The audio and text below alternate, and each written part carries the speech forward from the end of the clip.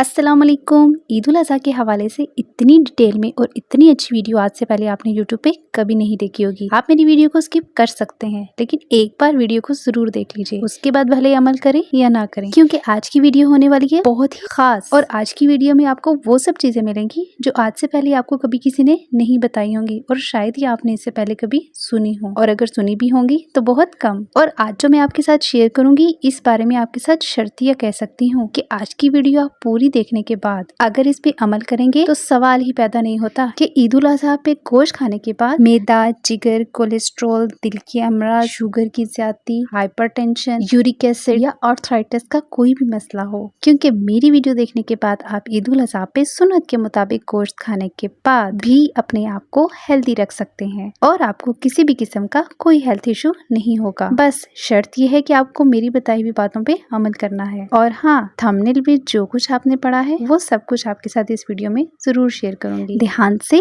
बगैर स्किप किए हुए पूरी वीडियो देखिए, क्योंकि इस वीडियो में आपके साथ magical home remedies and magical natural remedies आपके साथ शेयर कर रही हूँ, नेचुरल ट्रीटमेंट के साथ। इस वीडियो में लॉट ऑफ होम टिप्स तो हैं ही, लेकिन गुड न्यूज आपके लिए ये है कि इसके अलावा round about 50 conditions and symptoms के साथ होम्योपैथिक मेडिसिन शेयर कर रही हूँ। घबराइए नहीं, ये इन्फॉर्मेशन बिल्कुल फ्री है, इसके कोई भी चार्जेस नहीं है। हाँ, लेकिन आप सदका जारिया समझ के इसे दूसरों के साथ शेयर कर सकते हैं ताकि वो भी अपनी इस इस्लामी त्योहार को दिल से मनाएं और हमारी बताई हुई कुछ होम रेमेडीज, होम टिप्स और नेचुरल ट्रीटमेंट के साथ अपनी खुशियों को दुबाला करें। तो ईद उल अज़हा जिसे ईद कुर्बान या बकरा ईद भी कहा जाता है, ये मुसलमानों का एक अहम त्योहार है और ईद उल अज़हा ईद उल फितर के बाद आती है, जिसे हजरत इब्राहिम अलैहिस्सलाम के साथ बेलौस मोहब्बत की याद में मनाया जाता है। और साहिब इस्तात अपनी अपनी इस्तात के मुताबिक हलाल जानवर जिसमें बकरा, ऊंट, बैल, दुम्बा वगैरह अल्लाह की राह में कुर्बान करते हैं। ईद उल अज़हा को गोश्त की ईद भी कहा जाता है, क्योंकि इस ईद पर हर मुस्लिम घराने में गोश्त की मुख्तलिफ डिशेस बनती हैं। इत्तेदाल में रहकर खाने से तो सेहत खराब नहीं होती, मगर कुछ लोग बेहंगम खाते हैं और खाए पिखाए जाते हैं, जिससे उनकी सेहत बहुत ज्यादा खराब हो जाती है और उन्हें बहुत सारे सेहत के मसाइल का सामना करना पड़ता है। इसमें मैदा, जिगर, कोलेस्ट्रॉल, दिल के अमराज सरे फहरिस्त हैं। इसके साथ साथ मोटापे को मत भूलिए, क्योंकि जो लोग डाइटिंग कर रहे हैं उनके लिए इस ईद पे गोश्त कैसे खाया जाए, कौन सा गोश्त खाया जाए, वो भी सब शेयर करूंगी। और इसके साथ साथ कुछ ऐसी होम रेमेडीज, होम टिप्स और होम्योपैथिक ट्रीटमेंट आपके साथ शेयर करूंगी, जिसको अगर गोश्त खाने के बाद आप यूज करेंगे तो आपका वजन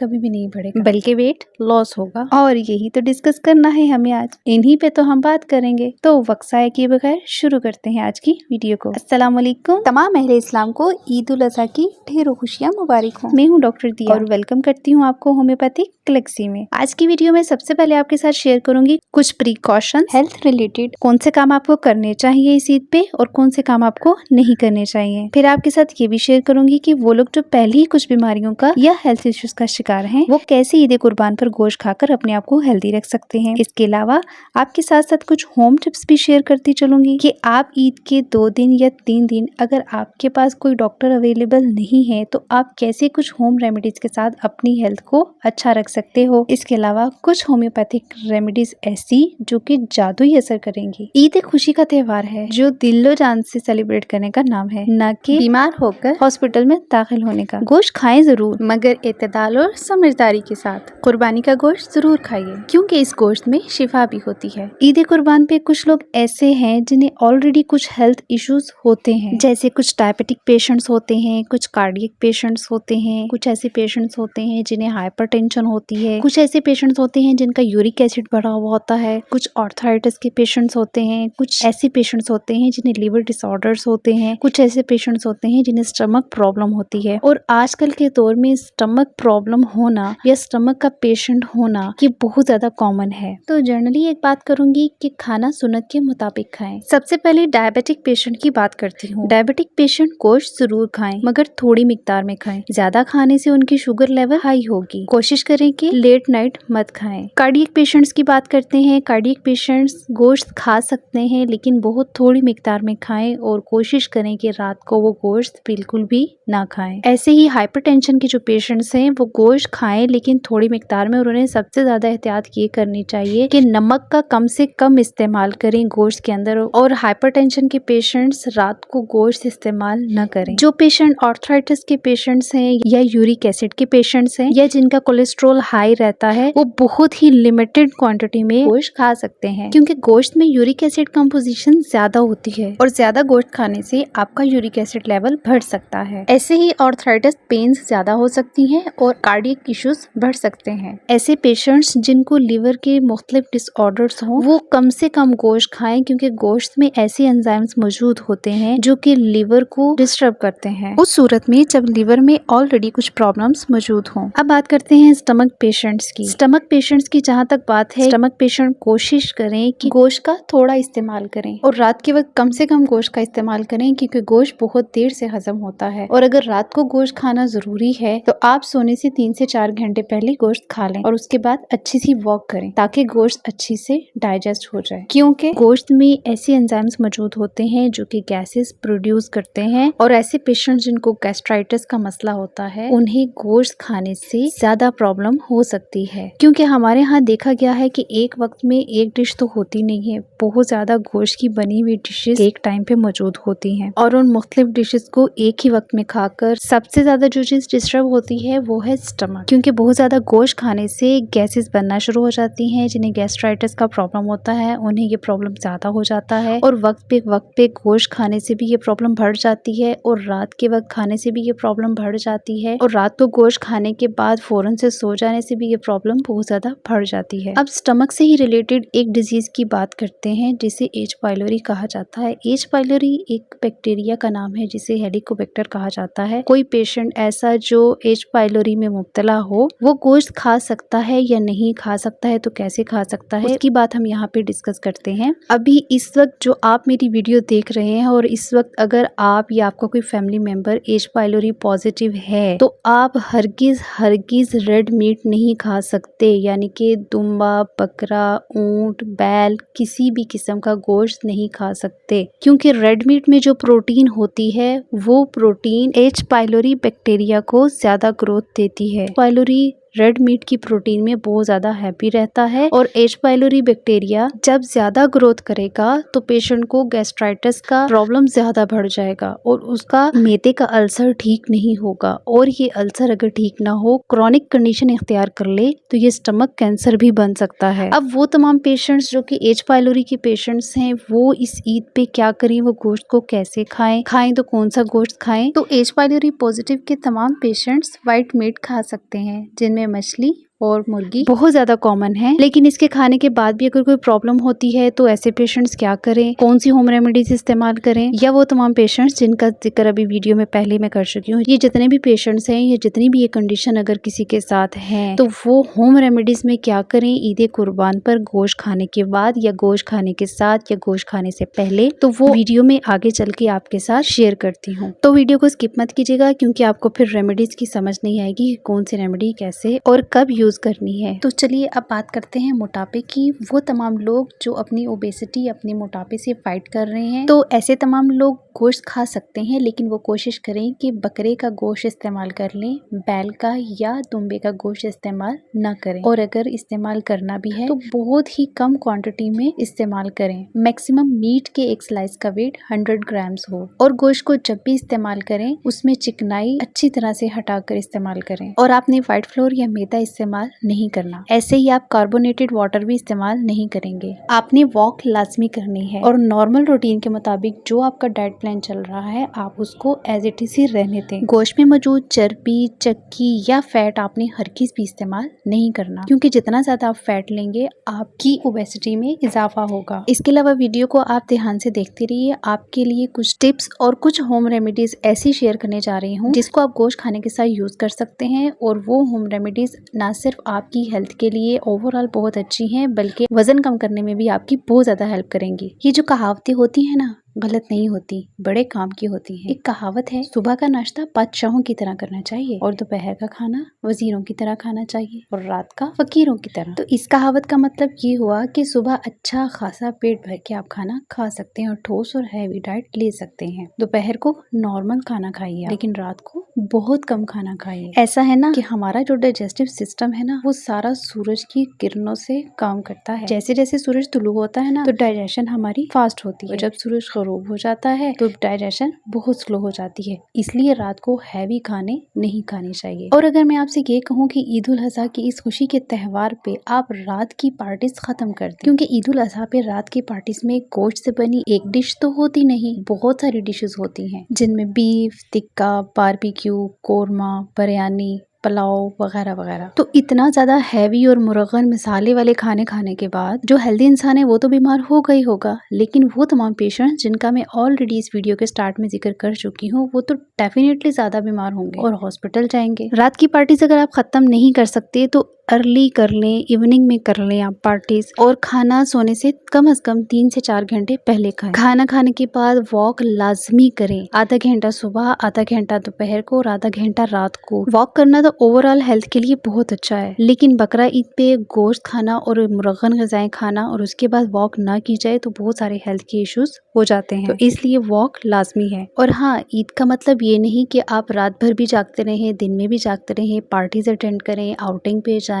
और अपनी नींद का ख्याल ना रखें, अपने खाने पीने का ख्याल ना रखें, क्योंकि ये खुशी का त्यौहार है और खुशी के त्यौहार को अच्छे तरीके से सेलिब्रेट करना है, ना कि हॉस्पिटल में दाखिल हो जाना है या बीमार होकर बिस्तर पे बैठ जाना है। क्योंकि जब हम बीमार होते हैं तो सिर्फ हम ही नहीं बल्कि हमारी पूरी फैमिली हमारे साथ डिस्टर्ब होती है। तो नॉर्मल रूटीन की तरह आप अपनी 6 से 8 घंटे की, 8 से 10 घंटे की नींद लाजमी लें। ओवरऑल अगर सबकी हेल्थ की बात की जाए तो वो तमाम पेशेंट्स जिनका जिक्र इस वीडियो में ऑलरेडी कर चुकी हूँ और वो तमाम लोग जो कि ऑलरेडी हेल्दी हैं और वो इस ईद उल अजहा पे कुर्बानी का गोश्त अच्छे से खाना चाहते हैं और इंजॉय करना चाहते हैं ईद की ढेरों खुशियों को, तो आप सबकी अच्छी हेल्थ के लिए आपके साथ कुछ एडवाइजेस शेयर करती हूँ। आप किसी भी गोश्त से बनी डिश का इस्तेमाल करें, लेकिन दही का साथ इस्तेमाल लाजमी करें, और वैसे भी गोश्त खाने के बाद आप दही का इस्तेमाल ज्यादा से ज्यादा करें। कोशिश करें कि लस्सी लाजमी पी लें। पुदीने की चटनी जो कि सिंपल हर घर में बनाई जाती है उसका इस्तेमाल ज्यादा से ज्यादा करें। ज्यादा तेज मिर्च मसाले डालकर गोश्त को हरगिज ना पकाएं। सादे घर के मसालों का ज्यादा से ज्यादा इस्तेमाल करें। कोशिश करें कि नमक को कम से कम इस्तेमाल करें। सलाद,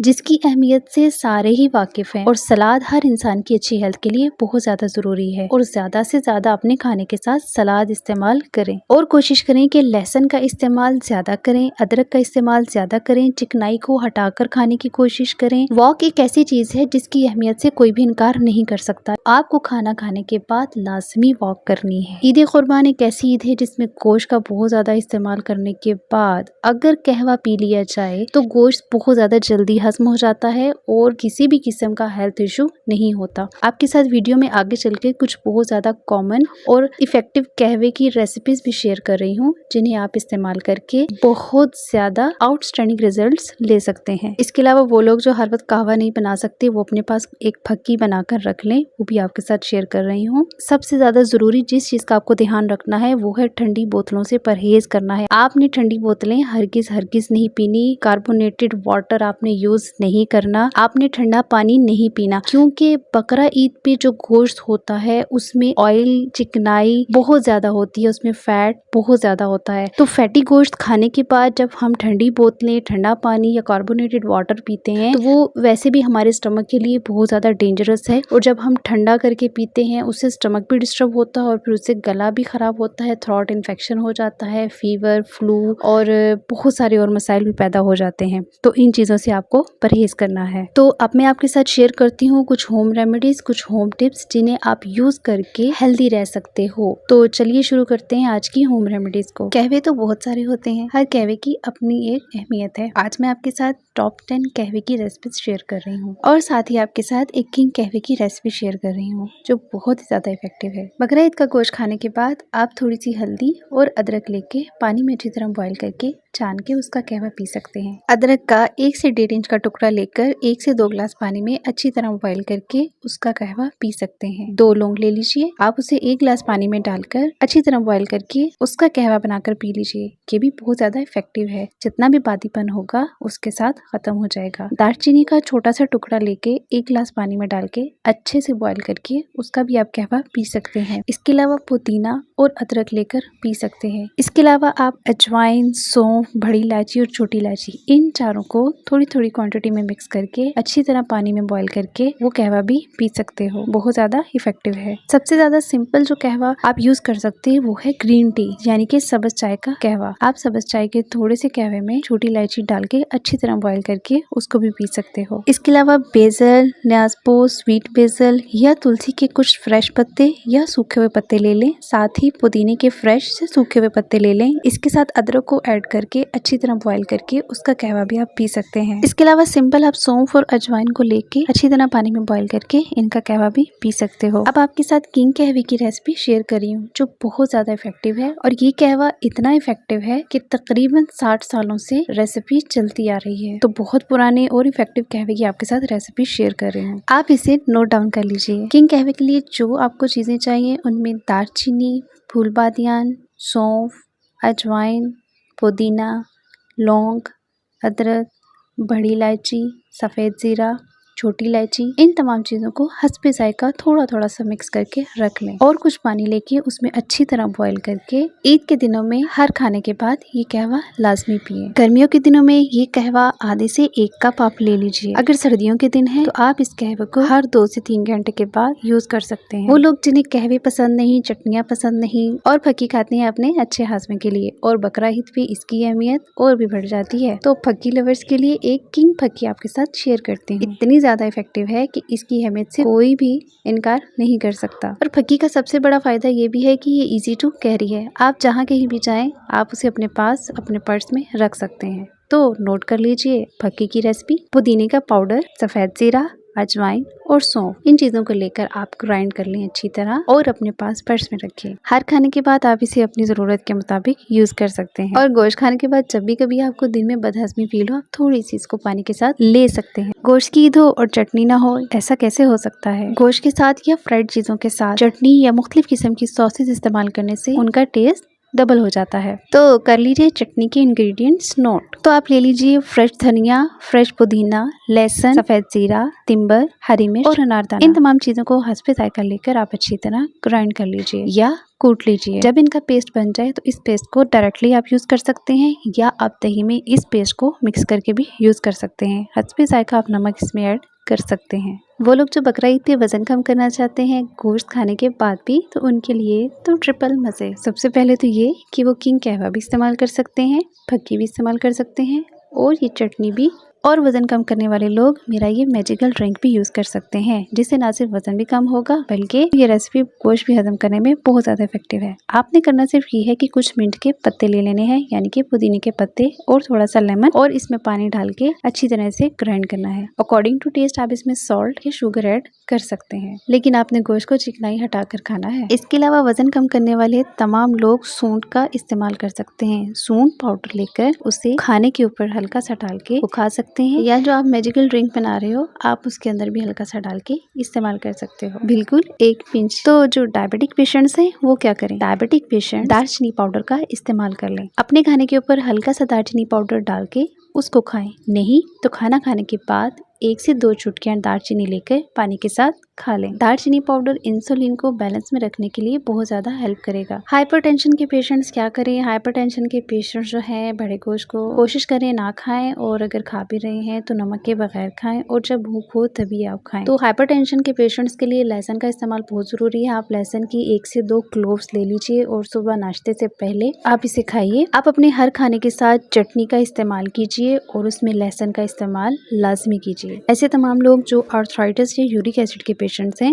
वो लौंग का इस्तेमाल लाजमी करें। वो लौंग का कहवा बनाकर इस्तेमाल कर सकते हैं, जैसा कि मैंने आपको ऑलरेडी बताया। इसके अलावा वो अदरक का इस्तेमाल करें, ज़्यादा से ज़्यादा करें, या अदरक का कहवा इस्तेमाल करें, जैसा कि मैंने आपको अपनी वीडियो में कहवे की रेसिपीज में बताया। अब बात करते हैं कार्डियक पेशेंट्स की। कार्डियक पेशेंट्स खाएं मगर फैट ना खाएं, चिकनाई हटाकर खाएं। कार्डियक और हाइपरटेंशन के पेशेंट्स के लिए एक एडवाइस ये है कि वो जब भी गोश्त खाएं कोशिश करें कि बिल्कुल भुना हुआ गोश्त ना खाएं, बल्कि थोड़ा सा ग्रेवी या शोरबे वाला ही इस्तेमाल करें। कार्डियक पेशेंट्स और हाइपरटेंशन के पेशेंट्स भुना हुआ गोश्त सिर्फ टेस्ट के लिए खा सकते हैं, यानी कि सिर्फ चख सकते हैं। और कार्डियक पेशेंट भी अपनी डाइट में अदरक और लहसुन का इस्तेमाल ज्यादा से ज्यादा करें, और अदरक का कहवा बनाकर लाजमी इस्तेमाल कीजिए, जैसा कि मैं ऑलरेडी शेयर कर चुकी हूँ। इसके अलावा चटनी की जो रेसिपी आपके साथ शेयर की है वो आप लाजमी इस्तेमाल करें। स्टमक पेशेंट्स क्या करें? स्टमक पेशेंट्स रात के वक्त कोशिश करें कि कम से कम खाएं या ना खाएं। सारा दिन क्रेविंग बहुत होता है गोश्त खाने के लिए। और कोशिश करें कि जल्दी जल्दी ना खाएं, अच्छी तरह गला हुआ गोश्त ही खाएं। पुदीने का इस्तेमाल बहुत ज्यादा करें, सफेद जीरा इस्तेमाल करें, सौंफ इस्तेमाल करें,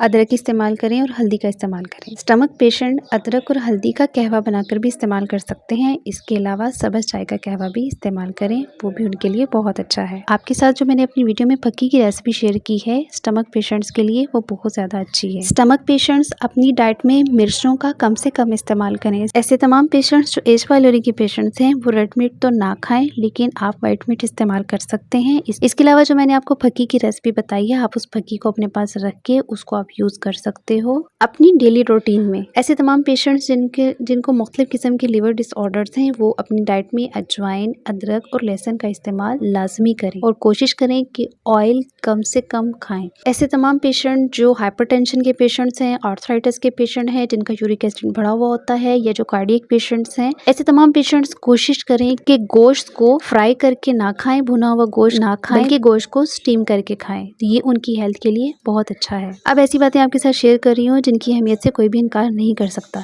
जब भी आप गोश्त को धोएं, हमेशा साफ पानी का ध्यान रखें कि पानी साफ है। गोश्त को अच्छी तरह से धोएं और गर्मी है तो गोश्त जल्दी जल्दी फ्रिज में रख लें, बाकी गरीबों में बांट दें। और गोश्त से बनी हुई डिशेस जब भी खाएं तो जल्दी जल्दी चुबाकर ना खाएं, बल्कि अच्छी तरह उन्हें चुबाकर खाएं और गोश्त को अच्छी तरह से गलाकर खाएं। अगर आप इन छोटी छोटी बातों का ध्यान रखेंगे तो आपकी बहुत सारी प्रॉब्लम्स तो ऐसे ही सॉल्व हो जाएंगी। अब चलते हैं अपनी वीडियो के लास्ट पार्ट की तरफ, जो है होम्योपैथिक ट्रीटमेंट। और ये लास्ट पार्ट सबसे ज्यादा इंपॉर्टेंट है, इसे तो मिस बिल्कुल भी मत कीजिएगा, क्योंकि इसमें आपके लिए इंपॉर्टेंट 50 कंडीशंस एंड सिम्टम्स के साथ effective top class homeopathic remedies share कर रही हूँ। और बकरा ईद के हवाले से टॉप 3 बकरा Eid special homeopathic remedies share कर रही हूँ। क्यों, है ना सरप्राइजिंग न्यूज? तो अब बताइए, क्या आपने पहले कभी देखा यूट्यूब पे इतनी इन्फॉर्मेटिव, इतनी इंपॉर्टेंट और इतनी अच्छी वीडियो, और साथ में इतनी डिटेल में, जिसमें home remedies, herbal treatment, homeopathic treatment और पूरी प्रिकॉशंस के साथ आपको मुकम्मल गाइड किया, जितना एक वीडियो में आसानी से कर सकती थी। तो वीडियो का लास्ट पार्ट स्किप किए बगैर पूरा ध्यान से देखिएगा, बहुत इंपॉर्टेंट होने वाला है। ईद का आगाज मीठी सवैयों से ही किया जाता है और मिठाइयाँ तो हर खुशी के त्यौहार पे बहुत जरूरी समझी जाती हैं। तो कुछ लोग गोश्त खाने से पहले ही इतना ज्यादा मीठा खा लेते हैं कि उनका डाइजेशन हो जाता है वीक। तो ऐसी सूरत में होम्योपैथिक मेडिसिन सैक्रम ऑफ 200 में 1 से 2 डोजेस लेने से ये प्रॉब्लम आपकी सॉल्व हो सकती है। गोश्त के साथ अगर दूध या दूध से बनी कुछ चीजें ले लें जिससे डाइजेशन खराब हो जाए, तो उसके लिए होम्योपैथिक मेडिसिन कैलकेरिया काप 30 में 2 से 3 डोजेस लेने से ही बहुत ज्यादा रिलीफ मिलेगा। बकरा ईद पे चिकनाई का गोश्त खाने के बाद अगर आइसक्रीम खा ली जाए तो उसकी वजह से गला खराब हो जाए या स्टमक डिस्टर्ब हो जाए, तो होम्योपैथिक मेडिसिन आर्सेनिकम अल्बम। कुछ लोग बहुत लेजी होते हैं, गोश्त खाने के बाद सोए रहते हैं और अक्सर उन्हें खाना खाने के बाद नींद आई रहती है। ऐसी सूरत में होम्योपैथिक मेडिसिन नक्स वोमिका 30 में बहुत अच्छा वर्क करती है। बकरा ईद चिकनाई के गोश्त से भरपूर होता है और आम गोश्त की निस्बत इस गोश्त में चिकनाई बहुत ज्यादा होती है। और चिकनाई वाला गोश्त खाने के बाद कोई भी डाइजेशन की प्रॉब्लम हो जाए या हेल्थ का कोई भी इशू हो जाए, तो ऐसी सूरत में होम्योपैथिक मेडिसिन पल्साटीला बहुत अच्छा वर्क करती है। गोश्त खाने के बाद खुनूदगी हो लेकिन नींद आए, इसके साथ सर दर्द हो, कमजोरी हो, कमर दर्द हो, मैदे में अफारा हो, तो ऐसी सूरत में होम्योपैथिक मेडिसिन चाइना 30 में बहुत अच्छा वर्क करती है। बासी खाना खा लिया जाए या गोश्त खा लिया जाए, उसके बाद अगर फूड पॉइजनिंग हो जाए जिनमें वॉमिटिंग और लूज मोशन भी शामिल हो, तो ऐसी सूरत में होम्योपैथिक मेडिसिन आर्सेनिकम अल्बम बहुत अच्छा वर्क करती है। गोश्त खाने के बाद अगर लीमू का इस्तेमाल किया जाए तो गोश्त जल्दी जल्दी से डाइजेस्ट होता है, लेकिन कुछ लोग लीमू का बेहद ही इस्तेमाल कर देते हैं। अगर लीमू या खट्टी चीजें खाने से कोई भी प्रॉब्लम हो गई हो तो उसके लिए आप स्केल कॉर ले सकते हैं। कुछ लोगों को गोश्त खाने के बाद सर दर्द स्टार्ट हो जाता है, जिस्म ठंडा हो जाता है, सांस लेने में प्रॉब्लम होती है, एपिगेस्ट्रम के ऊपर वाले पार्ट में बहुत ज्यादा प्रॉब्लम होती है,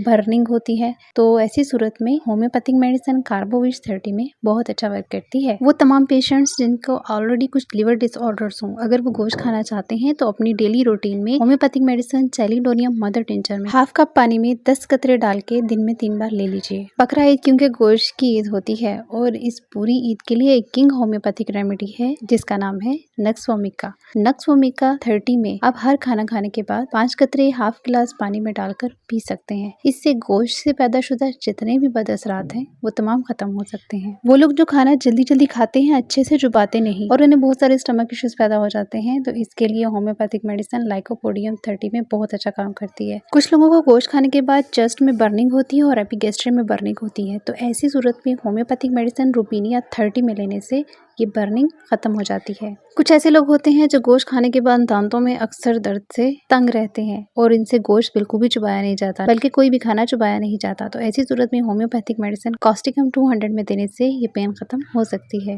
गोश्त खाने के बाद अक्सर दांत इतने ज्यादा सेंसिटिव हो जाते हैं कि उनसे ब्लीडिंग होती है जब भी टीथ ब्रश किया जाए। तो ऐसी सूरत में होम्योपैथिक मेडिसिन मार्क सोल 30 में कुछ दिन देने से दांतों से ब्लीडिंग रुक जाती है और इनकी सेंसिटिविटी भी खत्म हो जाती है। गोश्त खाने के बाद एसिडिटी बनी रहे और बर्निंग होती रहे तो ऐसी जरूरत में होम्योपैथिक मेडिसिन नेट्रम फॉस बहुत अच्छा काम करती है। गोश्त खाने के बाद ऐसा फील हो जैसे दम घुट रहा है, दिल बंद हो रहा है, नब्ज हल्की हो रही है और ऑक्सीजन की कमी फील हो रही हो तो ऐसी सूरत में होम्योपैथिक मेडिसिन कार्बोविश 30 में बहुत अच्छा काम करती है। गोश्त क्योंकि प्रोटीन से भरपूर होता है और कुछ लोग ऐसी डिशेज बनाते हैं जिनमें गोश्त के साथ अंडे भी यूज होते हैं और अंडे भी रिच सोर्स है प्रोटीन का। ऐसी चीजें दोनों एक साथ खाने से डाइजेशन का कोई भी प्रॉब्लम हो जाए तो आप फेनोमेड 200 में ले सकते हैं। ऐसे तमाम पेशेंट्स जिनका एज पायलर या अभी रिसेंटली क्लियर हुआ है तो ऐसे तमाम पेशेंट्स कोशिश करें कि रेड मीट फिलहाल ना खाएं, मगर अगर व्हाइट मीट भी खाते हैं उसके बाद भी अगर उन्हें बर्निंग होती है तो ऐसी सूरत में आयरस वर्स 30 में ले सकते हैं। ऐसी सूरत में जबकि बर्निंग के साथ एसिडिटी भी मौजूद हो।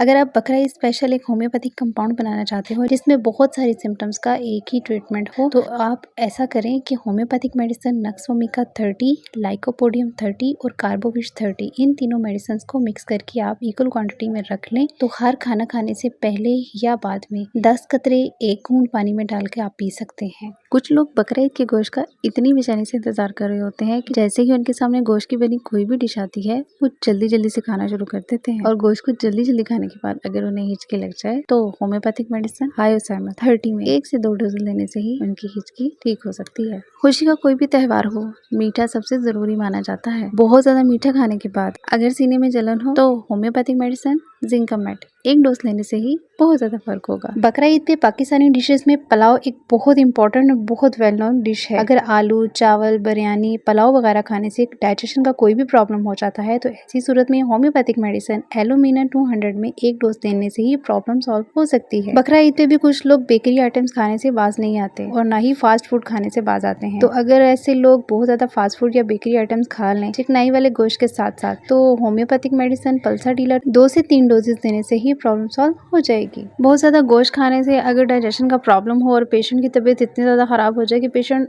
हाथ लगाना भी पसंद ना करे और पेशेंट हिलना जुलना भी बिल्कुल पसंद ना करे और यही कोशिश करे कि वो लेट जाए लेकिन उसको नींद नहीं आती तो ऐसी सूरत में होम्योपैथिक मेडिसिन ब्रायोने 30 में बहुत अच्छा काम करती है। गोश्त से बनी डिशेस खाने के बाद ठंडी बॉटल्स का बहुत ज्यादा इस्तेमाल या ठंडे पानी का बहुत ज्यादा इस्तेमाल करने से स्टमक खराब हो जाता है और डाइजेशन खराब हो जाती है जिससे बहुत सारे मसाइल पैदा हो सकते हैं। तो ऐसी सूरत में आर्सेनिकम एल्बम 200 में सिर्फ 1 डोज ले लेने से ही बहुत ज्यादा रिलीफ मिलेगा। अक्सर ऐसा होता है कि गोश्त खाने के बाद डाइजेस्टिव सिस्टम बहुत ज्यादा वीक हो जाता है और पेशेंट कुछ भी खाए तो उसे थोड़ी देर के बाद पेट में दर्द के साथ डायरिया या मोशन की कैफियत हो जाती है। तो ऐसी सूरत में होम्योपैथिक मेडिसिन कोलोसेन 200 में बहुत अच्छा वर्क करती है। और कभी ऐसा होता है कि डाइजेशन इतनी खराब हो जाती है कि पेशेंट कुछ भी खाए तो उसे फौरन मोशन होते हैं बगैर दर्द के। तो ऐसी सूरत में होम्योपैथिक मेडिसिन एलोज 200 में 1 से 2 डोजेस देने से ही पेशेंट को बहुत रिलीफ मिलता है। अभी मैं आपके साथ एक ऐसी कंडीशन शेयर करने जा रही हूँ जिसको बहुत कम शेयर किया जाता है और वो है बीपी लो होना। अक्सर ऐसा होता है कि बीपी जिनका लो होता है उनको कहा जाता है कि खूब खाओ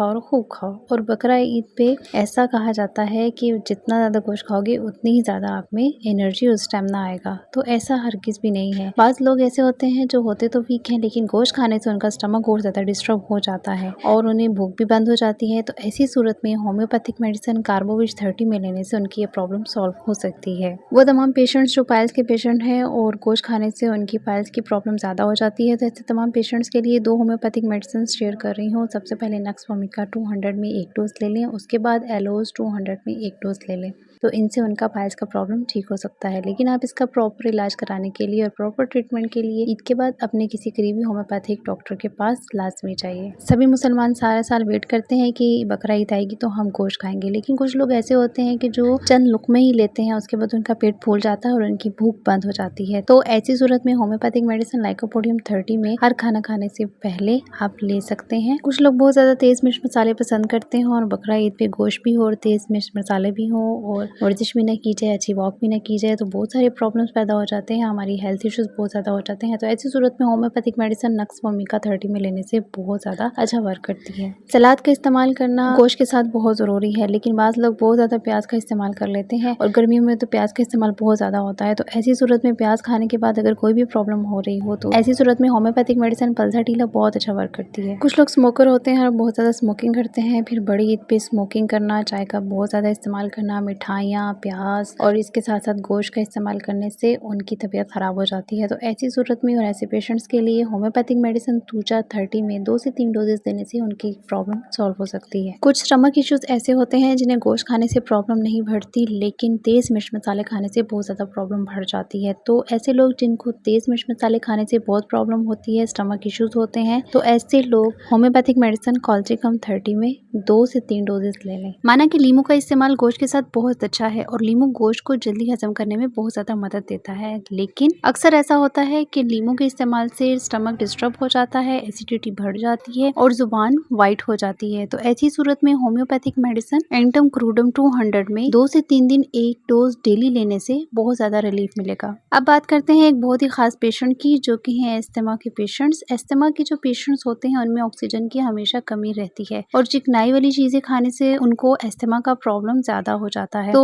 बकरा ईद पे अगर अस्थमा के पेशेंट्स को चिकनाई वाला गोश्त खाने से कुछ भी प्रॉब्लम हो रही हो तो सबसे ज्यादा उसमें कॉमन सांस की प्रॉब्लम होती है और ऑक्सीजन की कमी होती है। तो ऐसी सूरत में हमारी होम्योपैथिक मेडिसिन कार्बोविश 30 में देने से उनकी ये प्रॉब्लम सॉल्व हो सकती है। ऐसे तमाम लोग जिन्हें लिवर डिसऑर्डर्स हों, जिन्हें कोलेस्ट्रॉल की ज्यादती हो, जिन्हें हाइपरटेंशन या हार्ट पेशेंट्स हो, तो ऐसे लोग बकरा ईद पे गोश्त खाने के बाद homeopathic medicine allium sativa mother tincture में और जिंजिबर मदर टिंचर में दोनों को इक्वल क्वांटिटी में मिक्स करके 10 ड्रॉप्स 3 टाइम्स अ डे ले सकते हैं। कुछ लोग ऐसे होते हैं कि जिनकी एसिडिटी हर वक्त बनी रहती है और गोश्त खाने के बाद उनकी एसिडिटी में इजाफा हो जाता है और बाज़ पेशेंट्स को एलोपैथिक मेडिसिन ओमेप्राजोल लेनी पड़ती है, लेकिन हमारी होम्योपैथिक मेडिसिन में अगर ओमेप्राजोल को लेना चाहता है तो नक्स वोमिका 30 में ले सकता है। कुछ लोग ऐसे भी होते हैं बकरा ईद पे जो गोश्त खाने की वजह से तो बीमार नहीं होते, लेकिन अलावा बहुत सारी चीजें खाते हैं जिसकी वजह से वो बीमार हो जाते हैं और उनकी डाइजेशन हो जाती है वीक। तो ऐसी सूरत में उन लोगों के लिए होम्योपैथिक मेडिसिन हाइड्रास्टिस 30 में वो ले सकते हैं, बहुत अच्छा काम करेगी। जब इंसान का पेट भर जाता है तो वो खाना छोड़ देता है, लेकिन कुछ लोग ऐसे होते हैं जिनका पेट तो भरता ही नहीं है, हर वक्त उनको ना रुकने वाली खाने की ख्वाहिश होती है और गोश्त भी अगर ऐसा हो कि ना रुकने वाली खाने की ख्वाहिश हो तो गोश्त ज्यादा खाने से उनको बहुत सारे हेल्थ इश्यूज हो सकते हैं। तो ऐसे लोगों की ना रुकने वाली ख्वाहिश को रोकने के लिए होम्योपैथिक मेडिसिन पोडोफाइलम 30 में या 200 में 2 से 3 डोजेज आप रिपीट करें। बकरा ईद पे चिकनाई का गोश्त खाने के बाद अक्सर देखा गया है कि गला खराब हो जाता है, यानी थ्रोट इन्फेक्शन हो जाता है। तो ऐसी सूरत में 2 होम्योपैथिक मेडिसिन जिनमें बेलाडोना 200 और हेपरसिल्फ 200 दोनों होम्योपैथिक मेडिसिन अल्टरनेट करके दे सकते हैं, इससे थ्रोट इन्फेक्शन में बहुत ज्यादा रिलीफ होगा। बहुत सारी होम्योपैथिक मेडिसिन बहुत सारी डिफरेंट कंडीशंस एंड सिम्टम्स के साथ तो शेयर कर दी, लेकिन अब बारी आती है लास्ट और फाइनल पॉइंट की, वो है बकरा ईद स्पेशल 3 होम्योपैथिक रेमेडीज। बकरा ईद स्पेशल होम्योपैथिक रेमेडीज के हवाले से सबसे टॉप क्लास जो होम्योपैथिक रेमेडी बकरा ईद के ताज़ा गोश्त के हवाले से है वो है कॉस्टिकम। ताज़ा गोश्त खाने से कोई भी हेल्थ इशू हो तो उसके लिए होम्योपैथिक मेडिसिन कॉस्टिकम बहुत अच्छा वर्क करती है। जैसा कि आप सभी जानते हैं कि बकरा ईद का गोश्त चिकनाई से भरपूर होता है, तो ऐसी सूरत में बकरा ईद स्पेशल होम्योपैथिक एक रेमेडी पल्साटीला 200 बहुत अच्छा वर्क करती है। ऐसी सूरत में जब चिकनाई वाला गोश्त खाने से कोई भी प्रॉब्लम हुई हो। तो आज की फाइनल होम्योपैथिक रेमेडी बकरा ईद स्पेशल के हवाले से है नक्स वोमिका। यह होम्योपैथिक मेडिसिन गोश्त और गोश्त से बनी तमाम चीजें जिनके खाने से कोई भी हेल्थ इशू हुआ हो उसको दूर करती है। तो ईद स्पेशल वीडियो बस यहीं तक। उम्मीद है कि आपको ये स्पेशल वीडियो बहुत पसंद आई होगी। मिलते हैं फिर किसी नई वीडियो के साथ, तब तक के लिए अल्लाह हाफिज।